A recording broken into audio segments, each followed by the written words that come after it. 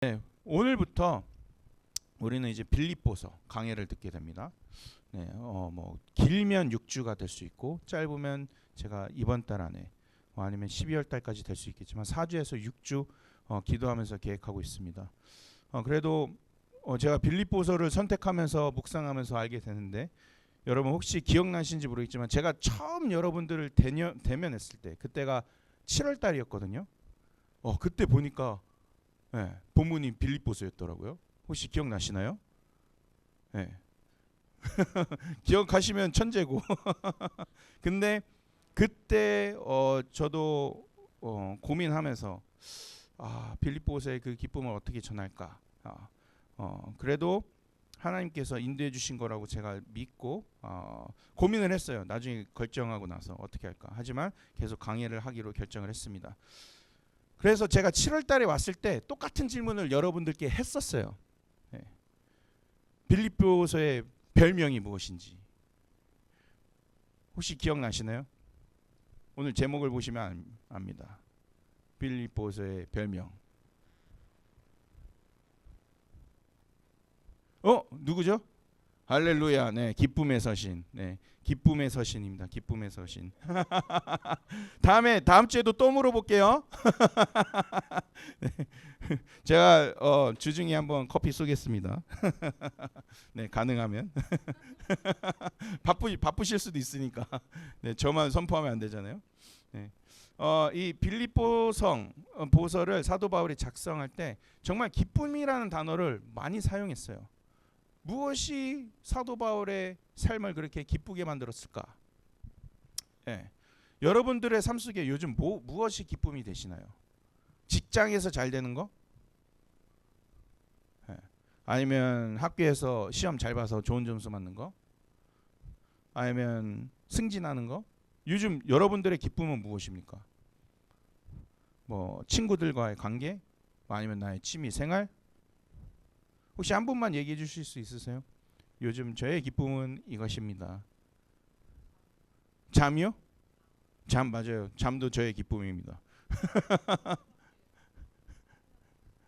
맞아요. 그러시구나. 너 빡센 인생을 살고 계시는군요. 네, 잠도 우리의 기쁨이 될 수 있습니다. 물론 이 세상에서 우리들에게 기쁨의 요소를 채워줄 수 있는 것들이 너무나 많아요. 네. 하지만 진짜 여러분들이 말하지 못하는 그 어려움 속에서 내가 의도하지 않거나 갑자기 경험하는 그 고난으로 인해서 어려워질 때 무엇으로 인하여서 기뻐하십니까? 뭐 평상시 말고 진짜 어렵고 힘들 때 무엇으로 인하여서 기뻐하세요? 사도 바울은 지금 이 기쁨의 서신을요 아이러니하게도 선교 도중에 쓴 것이 아닙니다. 뭐 휴식지에서 휴양지에서 쓴 게 아니에요. 3차 전도여행 다 마치고 로마 감옥에 있었을 때 춥고 배고프고 어려운 환경 속에서 이 기쁨의 서신을 작성했습니다. 오히려 이 기쁨의 서신을 작성할 때 오히려 나의 억울함, 내가 감옥에 들어왔으니까 좀 나를 빼달라. 뭐 이런 것들을 논하기 위해서 서신을 보낸 게 아니에요. 나는 감옥에 있지만 기쁘다. 그 명확한 이유를 이 편지에 담아서 지금 빌립보 교회에 있는 성도들에게 보내게 되었습니다. 그래서 감옥에 썼기 때문에 옥중 서신이라고 불리기도 합니다. 그렇다면 오늘 이 짧은 본문을 보면서 어려움 속에서 사도 바울은 뭐 때문에 그렇게 기뻐했었는지 두 가지에 대해서 나눠보도록 하겠습니다. 첫 번째로 사도 바울이 기쁠 수 있었던 이유는 감사 가운데 동역자들을 세워주셨기 때문입니다. 사도 바울은 어려운 환경 속에서도 그래도 감사 가운데 동역자들을 세워주심에 굉장히 감사했습니다. 고난과 어려움 속에서 복음을 전하기 위해서 사명을 감당했었을 때 나 혼자가 아니었구나. 나 혼자가 아니었구나. 우리에게 감사해야 할 동역자들을 우리의 삶 속에 보내주셨구나. 그래서 하나님 공동체를 세우는 일을 허락해 주셨구나. 이걸로 인해서 기뻐했다는 거예요. 3절을 보겠습니다. 내가 너희를 생각할 때마다 나의 하나님께 감사하며 여기서 말하는 이 너희는요. 너희를는 빌립보 성도를 뜻합니다. 빌립보 성도 교회 성도들을 이야기해요. 사도 바울은 빌립보 성도들을 떠올릴 때마다 하나님께 감사하다고 말했어요. 혹시 여러분들의 인생 속에서도 생각만 해도 행복한 친구나 감사한 친구가 있으신가요? 생각만 해도. 예. 다들 한 명쯤은 있지 않나요? 없을 수도 있나요? 예. 박신우 목사님의 그렇게 사랑을 많이 받고 박신우 목사님이 절대 자기 얘기 꺼내지 말라 그랬는데 설교 도중에 죄송합니다. 녹화되고 있잖아요 지금. 예. 여러분 인생의 여정 속에서 10번 넘게 감사를 표현해도 부족하다고 느껴지는 그런 고마운 분, 네. 그만큼 나에게 감사한 친구, 그래서 그 친구를 만나게 하심을 하나님께 감사함으로 아뢰 수 있는 친구. 사도 바울은 오늘 빌립보 교인을 보며 생각만 해도 이 만남을 허락해 주심을 감사드리고 또 우리 인생 속에서도 이런 감사를 허락해 주시는 경우가 있습니다. 성경에서는 어떤 이야기가 있을까요? 성경에서는 대표적으로 다윗과 요나단 다 아시죠? 얼마나 둘이 베스트 프렌드였습니까? 다윗을 정말 다윗을 자신의 목숨보다 더 사랑했어요. 요나단은. 그래서 심지어 자기 아버지 사울 왕이 막 이제 미쳐 뛰놀면서 다윗을 막 죽이려고 할 때 요나단이 직접 자기 아버지를 배신하고 스파이가 되어서 다윗의 생명을 지켜주었습니다. 다 정보를 다 알려주죠. 아마 다윗의 인생에 있어서 요나단과 같은 친구가 없었다면 오늘 사무엘 이 선지서 사무엘 상하 이야기는 완전 다른 이야기가 되었을 거예요. 하지만 요나단은 정말 제가 생각해도 안타까운 인물이었습니다.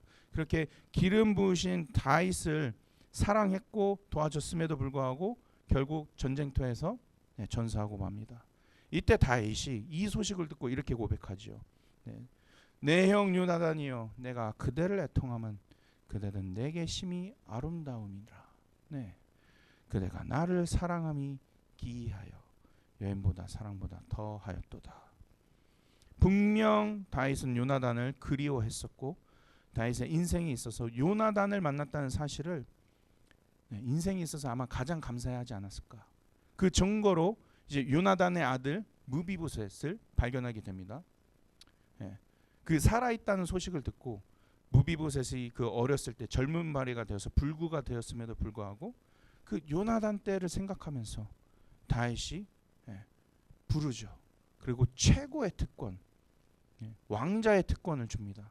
나랑 같이 밥 먹자.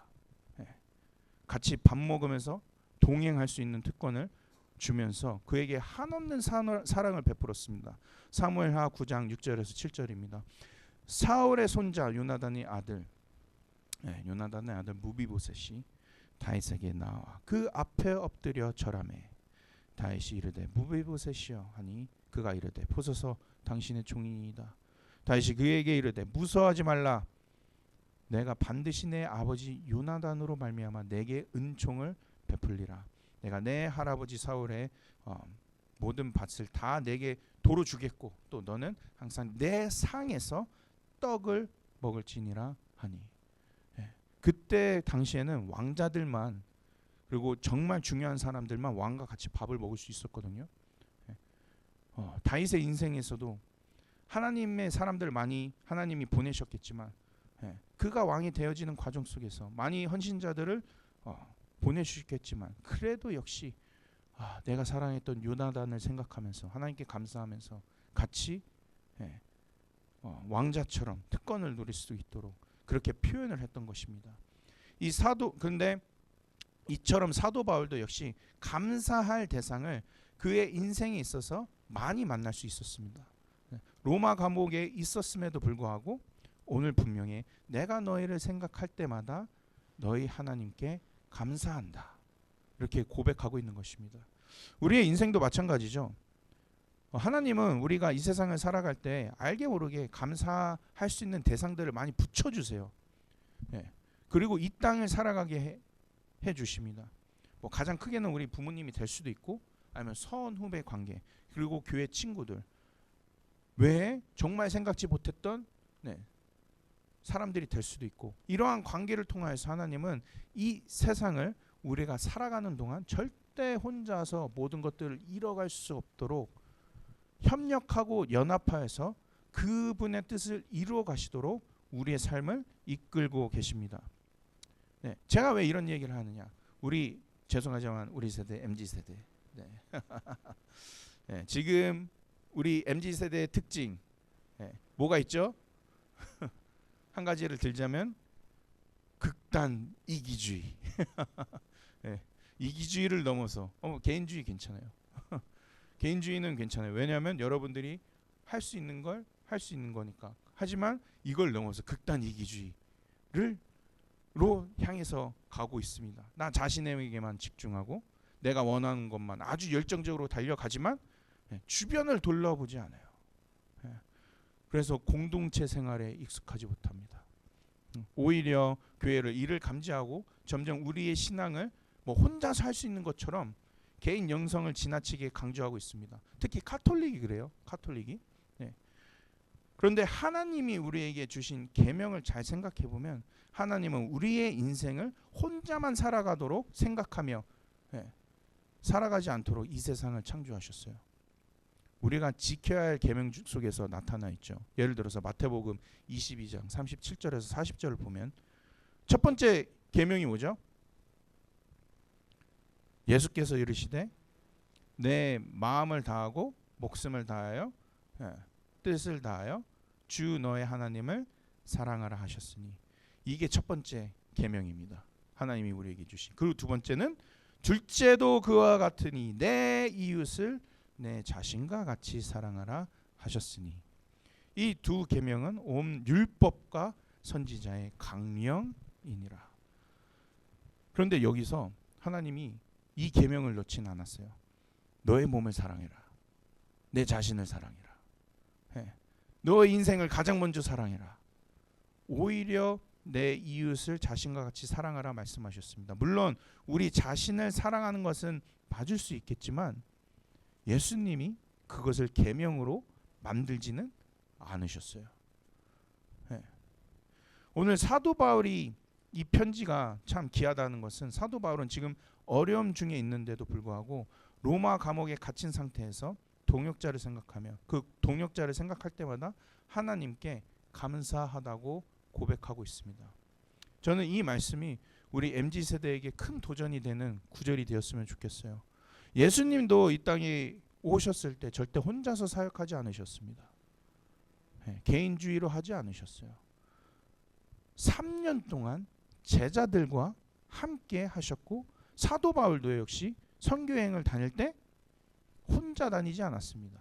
바나바와 함께 때로는 실라와 함께 때로는 디모데와 함께 자신의 동역자들을 세워나갈 때마다 하나님께 감사했습니다.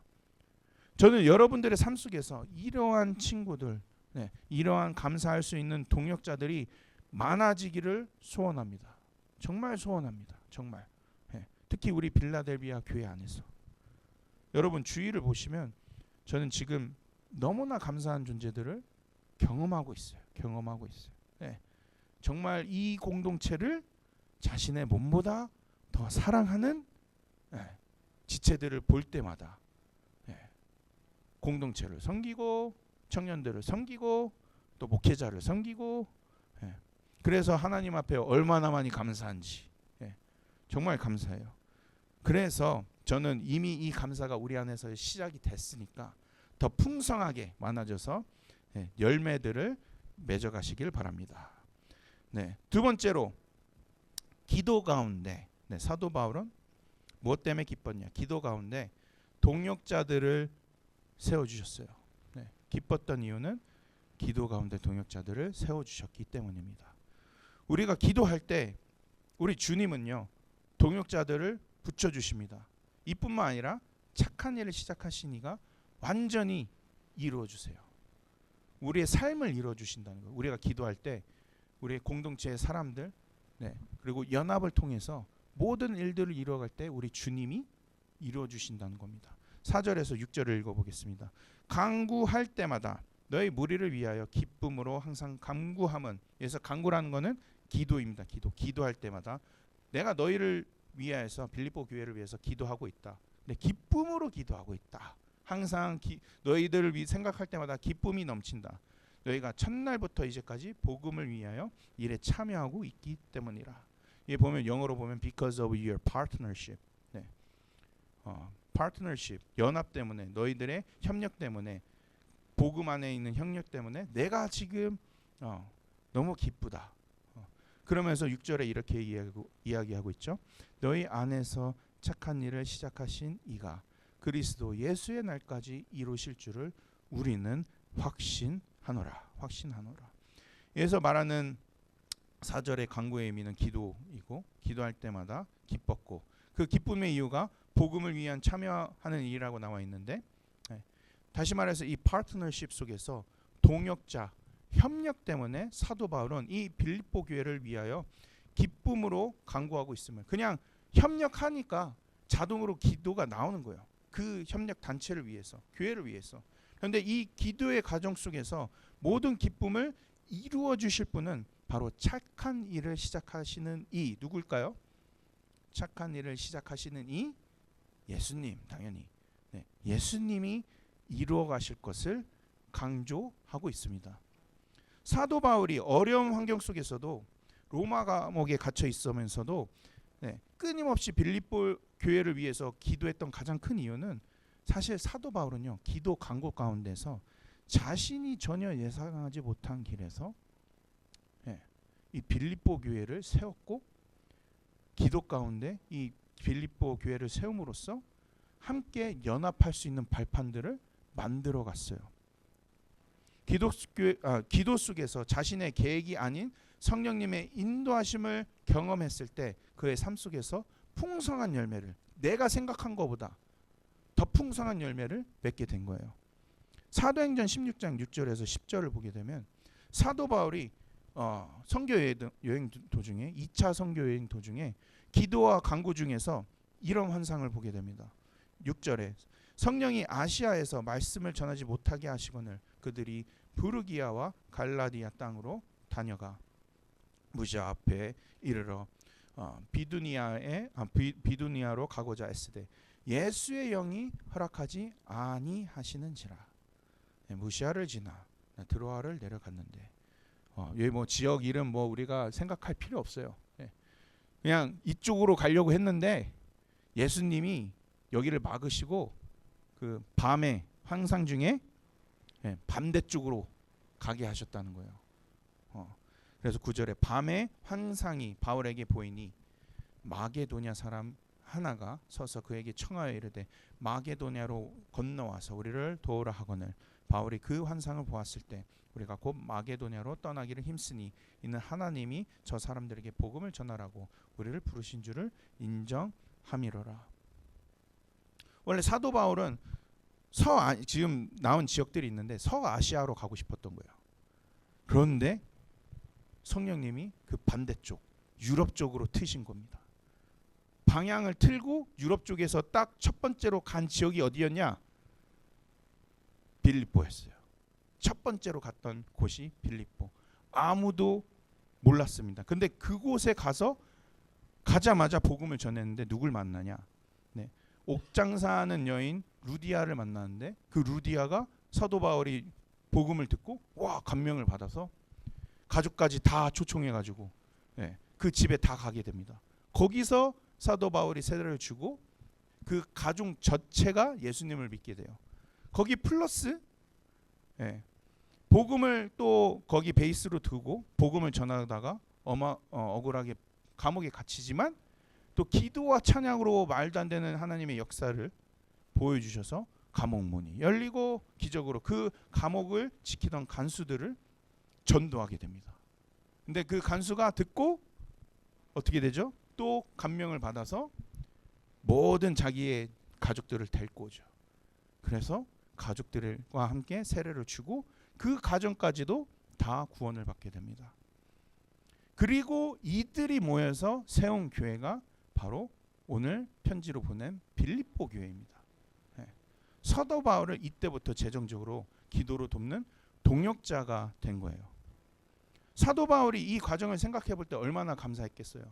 예. 그렇게 서아시아로 가서 복음 하려고 그렇게 기도를 하고 간구를 했는데 허락은 안 하시고 성령님이 원하시는 곳으로 갔더니 이렇게 하니까 좀 마음에 안 와닿죠. 네, 제 얘기로 해드릴까요? 저는 원래 캐나다에 딱 왔었을 때 캐네디언 교회를 진짜 가고 싶었었어요. 어학연수로. 예. 그래서 캐네디언 교회를 가게 해달라고 엄청 기도를 했습니다. 근데 성령님이 인도해 주시기를 정말로 아는 분하고 토요일날 저녁 그 밤까지 이제 주일날 교회를 가야 되니까 캐네디언 교회 가가지고 정말 그 꿈을 꾸고 있었어요. 이제부터 영어 공부 열심히 하면서 영어로 이제 신앙생활 하면서 내가 살아갈 수 있겠구나. 근데 같이 가려고 했던 그 형제님이 전화가 왔어요. 저는 기도하고 있었거든요. 근데 전화가 왔어요. 그러더니 저보고 지금 내가 내일 일이 생겨서 같이 교회를 못 갈 것 같아. 그러면서 핀치로 가서 버스 42번을 타서 빅토리아 애브뉴에 내리래요. 그리고 그 교회 갔는데 누굴 만났어요? 와이프 만났어요. 이러니까 좀 확 와닿죠. 사도 바울이 지금 이런 거예요. 자기는 아무 계획도 없었어. 근데 예수의 영이 뭐라고? 그쪽으로 가지 말래. 그래서 이쪽으로 가니까 거기서 사람들 전도하고 뭐가 생겼어요? 내가 생각지 못한 공동체들이 일어나고 그 공동체가 나를 서포트하고 있는 거예요. 얼마나 기뻐. 와이프 만나서 얼마나 기뻐. 근데 이 과정을 누가 이루셨냐는 거예요. 누가? 6절에 나와 있습니다. 너희 안에서 착한 일을 시작하신 이가 그리스도 예수의 날까지 이루실 줄을. 이 모든 일들을 착한 일을 시작하신 당연히 그리스도지만 그리스도께서 완전하게 그 착한 일을 이루신다. 복음 전하는 일, 모든 하나님의 백성들이 구원을 얻는 일도 뜻하지만 우리의 삶 속에서 직접 착한 일을 이루신다는 그 표현도 내포하고 있지만 그분이 사도 바울의 삶 속에 직접 개입하셔서 어쩜 사도 바울이 지낼 가장 어려운 상황 속에서 오히려 동역자를 이렇게 붙여주셔서 지금 이 일을 감옥에 들어갔음에도 불구하고 감당하게 하고 계신 겁니다. 완전하게 이루고 계신다는 사실을 깨달으며 이 편지를 쓰고 있는데 사실 여러분 그 사람과의 관계 쉽나요? 쉽지 않아요. 네. 공동체의 관계 쉽나요? 생각처럼 쉽지 않아요. 네. 오늘의 아군이 내일 적군이 될 수 있고 어제의 적군이 그 다음날 나의 동료가 될 수 있고 생각지 못한 사람이 나를 도울 수 있고 복음함에 나의 동역자가 될 수도 있고 우리가 때로는 막막하지만 그래도 우리가 기도할 때 주님이 누굴 붙여주신다? 동역자를 붙여주신다. 그리고 주님이 이루실 일들을 직접 펼치신다는 겁니다. 네, 직접 펼치신다. 하지만 기도할 때 동역자를 붙여주시면서 동시에 성령님은 반드시 풍성한 열매를 맺게 하세요. 네, 풍성한 열매를 맺게 하세요. 이미 초대교회가 시작되었을 때 예수님을 믿고 초대교회가 시작되었을 때 초대교인들은요 성령님의 인도하심을 따라 뭐만 했는지 아세요? 기도하는 것. 사도행전 2장 42절을 한번 볼까요? 네, 한 가지 일에만 가장 힘썼습니다. 그들이 사도의 가르침을 받아 서로 교제하고 떡을 떼며 오로지 기도하기를 힘쓰느라. 기도하기. 초대교인들이 오로지 기도하기에만 힘쓰니까 나중에 이 공동체가 어떻게 되냐? 46장 47절입니다. 날마다 마음을 같이하여 성전에 모이기를 힘쓰고 집에서 떡을 떼며 기쁨과 순전한 마음으로 음식을 먹고 하나님을 찬미하며 온 백성에게 칭송받으니 주께서 구원을 받은 사람을 날마다 더하게 하시니라. 날마다 성전에 모이기를 힘쓰게 됩니다. 구원받는 사람들을 날마다 더하게 하셨습니다. 이 말은 이 구원받은 자들로 말미암아 이 말은 많은 동역자들을 붙여주셨다는 거예요. 붙여주셨다. 결국 우리가 먼저 기도에 힘썼을 때 하나님은 그분이 먼저 착한 일을 시작하셔서 우리의 삶 속에 이어가시기 시작하신데 대충 이어가시는 거 아니에요. 절대로. 온전함을 얻도록 이 이루신다는 의미의 뜻이 100% 완성하신다는 의미를 포함하고 있어요. 퍼펙트를 포함하고 있어요. 그래서 구원받는 사람들이 날마다 더하여 풍성한 열매를 맺게 하십니다. 저도 여러분들과 함께 먼저 하고 싶은 것은 기도예요. 기도. 생각해 보니까 기도. 물론 사람의 욕심으로 하자면 끝도 없겠지만 우리 공동체 물론 어제 리더십 트레이닝 끝났고 저도 이제 머릿속으로 정리하고 또 다른 이제 구성원들이랑 이렇게 얘기를 다음 주에 시작을 하게 되는데 기도입니다. 기도. 지금 저도 되게 신기한 게 이 본문을 시작하면서 지금 우리 공동체에서 해야 될 게 뭘까? 기도밖에 없더라고요. 저도 뭘 하고 싶고 저걸 하고 싶고 근데 다시 생각해 볼까? 기도네. 우리가 진정으로 기도할 때 이 공동체를 우리 주님이 이루어 주실 것으로 믿습니다. 이제 말씀을 정리합니다. 사도 바울이 로마 감옥에 갇혔음에도 불구하고 기뻐할 수 있었던 이유는 감사 가운데 동역자들을 세워주셨기 때문입니다.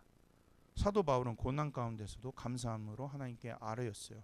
그 이유는 감사할 수 있는 관계, 동역자들을 수없이 세워주셨기 때문입니다. 저는 여러분들과의 관계 그리고 서로와의 관계 속에서 정말 모두가 동역자가 됐으면 좋겠습니다. 언제까지? 우리가 천국에 이르는 날까지. 그리고 그곳에서도 우리가 동역자가 되는 거예요. 우리 삶 역시도 하나님 감사 가운데 살아갈 수 있도록 하나님은 동역자들을 계속 허락하고 계십니다. 그 동역자들을 통하여서 우리가 건강한 공동체, 하나님 원하신 뜻이 나타나는 공동체가 되기를 축원드립니다. 두 번째로 기도 가운데 동역자들을 세워주셨기 때문입니다. 사도 바울은 고난 가운데서도 감옥에서도 기도로 간구함으로 하나님이 직접 동역자들을 세워주시는 그 사실을 경험하였습니다. 우리도 기도로 간구할 때 하나님이 분명 우리를 동역자를 세워주십니다. 우리가 기도할 때 착한 일을 시작하신 이가 예수 그리스도께서 우리의 삶의 소망을 아시고 완전히 이루어 주십니다. 제가 말하는 이 공동체뿐만 아니라 여러분 삶까지도 얘기를 하는 거예요. 여러분 동역자가 되잖아요. 그러면 이 교회만 신경 쓰는 게 아니에요. 여러분 직장, 가정까지도 모든 것을 다 공유하면서 그 안에서 하나님이 이루시는 뜻을 우리 주님이 이루신다는 것을 우리가 경험하게 되는 거예요. 모든 걸 제가 말씀드리고 있는 겁니다. 예수님께서 우리의 소망을 아시고 완전히 이루어 가실 때 이 공동체에서 풍성한 열매도 날마다 구원을 더하는 공동체, 동역자를 세워주실 것으로 믿습니다.